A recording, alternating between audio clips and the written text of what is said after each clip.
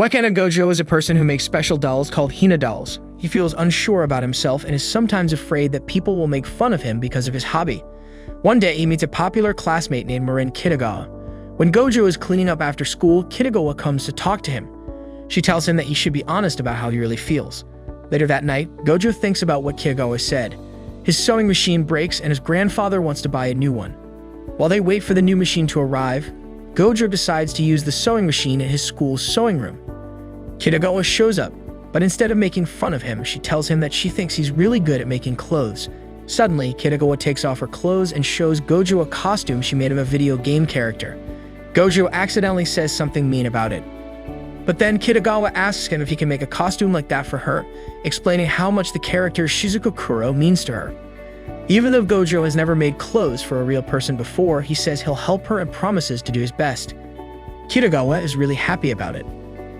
Kitagawa tells Gojo that she wants to dress up as Shizuku, a character from a video game called Slippery Girls 2, which has some sexy content.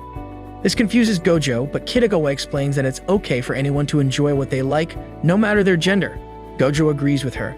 Next, Kitagawa gives Gojo a booklet with instructions on how to make cosplay outfits. The very next day, Kitagawa comes to Gojo's shop all excited. Gojo is a bit worried about measuring her because it's an intimate task, but Kitagawa surprises him by wearing a swimsuit, so she's not completely naked.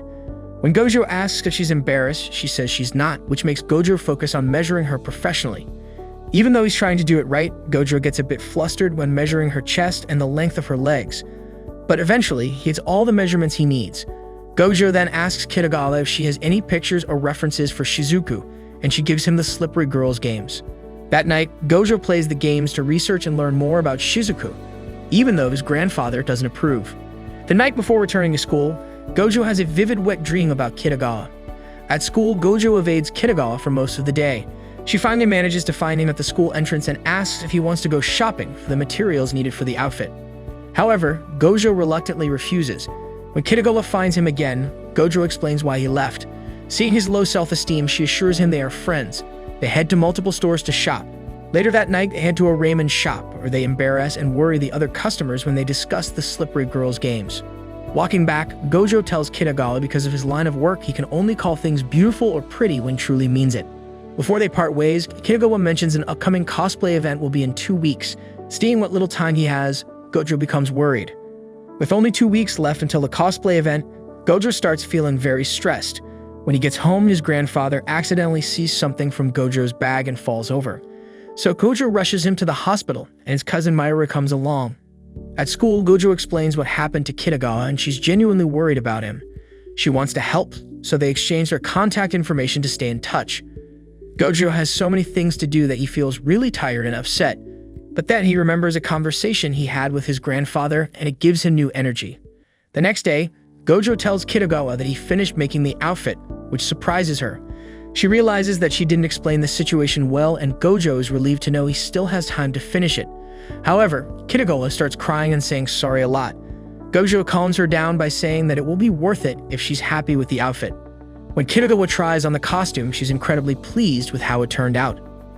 Kitagawa is really excited and asks Gojo to take some pictures of her in her cosplay outfit. He suggests she pose like Shizuku would in the game. Once she's happy with the photos, Kitagawa shares them on social media. Then she tells Gojo they're going to a cosplay event the next day. When they get to the event, Kitagawa is super excited, but Gojo is a bit more reserved. Later on, many people come over to take pictures of Kitagawa because she looks great in her costume.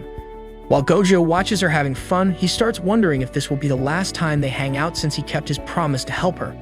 When they meet up again, Kitagawa tells Gojo that her outfit is making her really hot in the intense heat, so they go inside to cool down and reduce her stress. Kitagawa starts feeling better and tells Gojo they'll go back to the plaza one more time before leaving. At the plaza, she meets a lady who wanted a picture with her earlier. When they head home, Kitagawa asks Gojo what cosplay they should do next, and he feels relieved. A tired Gojo then tells her she looks beautiful. Kitagawa is surprised because she remembers what Gojo had said about calling things beautiful.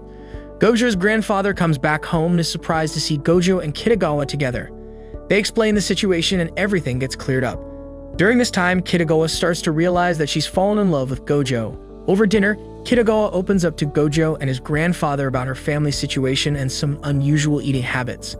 The next day, a young girl shows up at Gojo's shop during heavy rain, and Gojo's grandfather invites her inside. At first, their meeting is awkward, and there's a misunderstanding. Eventually, the girl, Sejuna Inui, tells Gojo that she wants to order a cosplay outfit. She reveals that she's known as Juju, the cosplayer Kitagawa mentioned earlier. When Kitagawa arrives and sees Juju, she's really excited and starstruck. They start talking, and Juju says she wants to cosplay as Shia Nakato, a character from an anime called Flower Princess Blaze, which Kitagawa is also a fan of. But when Juju asks Kitagawa why she doesn't want to cosplay as Cheyenne too, Kitagawa explains that their body shapes don't match for that cosplay. Juju respects Kitagawa even more as a cosplayer after hearing this. Before leaving, Juju asks Gojo for his contact information. Then she realizes that Gojo and Kitagawa are not in a romantic relationship. Juju initially says no to Kitagawa's idea of doing a group cosplay, but she changes her mind when Kitagawa and Gojo offer to share the costs of renting a studio. Gojo decides to watch the Flower Princess Blaze, and Nama to do some research. Later that night, Gojo's grandfather praises him for getting better at his work and suggests he practices his sewing and makeup skills with Kitagawa. The next day, Gojo goes to Kitagawa's place and he finds her looking a bit messy. When she finally lets him in, she suggests they watch the Flower Princess Blaze series together. As they watch, Kitagawa realizes that she's basically having a cozy home date with Gojo. Then her stomach makes a noise and Gojo offers to buy something to eat. But Kitagawa wants to make a homemade meal instead. Even though things don't go exactly as planned, Gojo genuinely enjoys the omelette that Kitagawa makes and she's really happy about it. When Gojo gets back home, he calls Juju and sends her his detailed costume sketches. Juju is surprised to learn that Kitagawa's outfit was Gojo's first cosplay project. Before they finish the call, Juju mentions that her younger sister takes her pictures and agrees to meet at a restaurant. But when Gojo and Kitagawa meet Juju's sister, Shinju Inui, they are amazed by how big and curvy she is. Shinju shows Kitagawa the camera she uses to take pictures of Juju and explains all the different filters and settings. Then the group goes to the studio, which is in an old abandoned hospital. Inside, Shinju teaches Kitagawa how to use backlighting to make pictures look better. While they are at the studio, Gojo finds Juju, who is really scared. They talk about their dreams, and Juju tells Gojo why she chose him to make her cosplay outfit. This makes Gojo remember a conversation he had with his grandfather, and he gets really happy. He's so excited that he grabs Juju's hand and she faints. After they finish their school finals, Kitagawa invites Gojo to go to the beach. When they get there, a big bird swoops in and steals Kitagawa's burger. They share the remaining burger, and Kitagawa decides to go into the ocean. Gojo joins her, and she finds out that he didn't get to visit many places when he was a kid because of his hobby. Kitagawa is surprised by this and tells Gojo that she'll take him to lots of places during their summer break. But then she realizes what she said and goes off by herself. When she's alone, she is all excited about the situation and takes a picture of Gojo. Gojo and Kitagawa come back from the store with all the materials they need to make the Black Lobelia outfit. Kitagawa then shows Gojo a swimsuit she's wearing under her clothes and asks if it's okay for the cosplay. Gojo feels a bit embarrassed, but eventually tells her it's fine. He's happy that Kitagawa can finally feel like she's helping with the cosplay. A little later, Gojo shows Juju and Kitagawa the completed outfits he made for them. He also does Kitagawa's makeup with Juju's guidance. The girls go to the hospital to meet Gojo and Shinju. When Gojo and Shinju finally arrive, they surprise the girls. Shinju is wearing a male cosplay outfit that shocks everyone. In a flashback to the day they first went to the hospital after Juju and Kitagawa went home, Shinju told Gojo that she actually wanted to cosplay too. He agreed to help her, and she wanted to cosplay as Soma, a male character from Flower Princess Blaze. So Gojo took Shinju to his shop, and they learned about something called a beholder to help with her chest. They also had a conversation while working on Shinju's wig and makeup. Back in the present, everyone takes a group picture together. In the hospital, Kitagawa and the Inui sisters have their photo shoot. Juju later thanks Gojo for helping Shinju discover her love for cosplay. After they're done, Juju and Shinju are back home. Juju admits to Shinju that she's a little jealous because she thinks Shinju pulled off a great cosplay. She happily looks at some pictures with Gojo in them. Meanwhile, Gojo is talking to Kitagawa on the phone, and she gets a bit jealous when Gojo mentions that Shinju was at his house. A bit later, Kitagawa tells Gojo that she wants to cosplay as Veronica, a character with dark skin. They agree to make her skin look dark digitally. But the next day, Kitagawa shows up at Gojo's house with her skin completely darkened with makeup to match Veronica's skin color. After she takes a bath, she surprises Gojo by showing him how to do the outfit, which makes him feel a bit embarrassed. Kitagawa wants to buy clothes for Gojo, so she takes him to a clothing store. While walking back, Gojo tells Kitagawa that he can't help her with the Veronica outfit. She's shocked and asks why, and he nervously explains that it's because it's too revealing. Kitagawa feels relieved and teases him a bit. She agrees to choose her cosplay characters more carefully in the future. Kitagawa invites Gojo to a manga cafe, but Gojo feels embarrassed being alone with her. Kitagawa recommends a manga titled Suksei DK to Gojo and expresses her disappointment that she cannot pull off cosplaying as Liz the Succubus.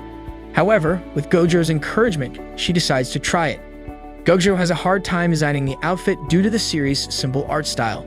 They later meet for the photo shoot only to discover the studio Kitagawa booked is actually a love hotel.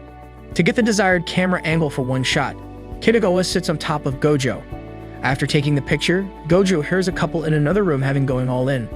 Gojo panics and tries to get Kitagawa off of him by grabbing her waist, which startles her enough to inadvertently turn the lights off. Just as they slowly lean towards each other, the phone rings to inform them that their time in the room is over. Back home, Gojo thinks about Kitagawa while he is alone in his room. At Kitagawa's place, Gojo helps her with her hair ribbons, and he finds out that her father canceled her invitation to a summer festival because she hadn't finished her homework. She explains to Gojo that she's been working as a model for a magazine to save up for an expensive camera. They decide to watch a scary movie, and Gojo is a bit nervous because he's never seen one before. But by the end of the movie, he's analyzing the costumes, while Kitagawa is left scared. They go to their school to get Kitagawa's math drills, and Gojo saves her when she slips into the pool and almost drowns. Once Kitagawa finishes her homework, she invites Gojo to the festival. He's amazed when she shows up in a yukata, a traditional Japanese outfit, which makes her really happy. They watch the fireworks together, and when Kitagawa's feet get hurt from wearing sandals, Gojo carries her home. Back at home, Kitagawa calls Gojo because she wants to hear his voice. She got scared after watching another scary movie alone. While they're talking, Gojo starts falling asleep, and when Kitagawa realizes he has passed out, she tells him that she loves him.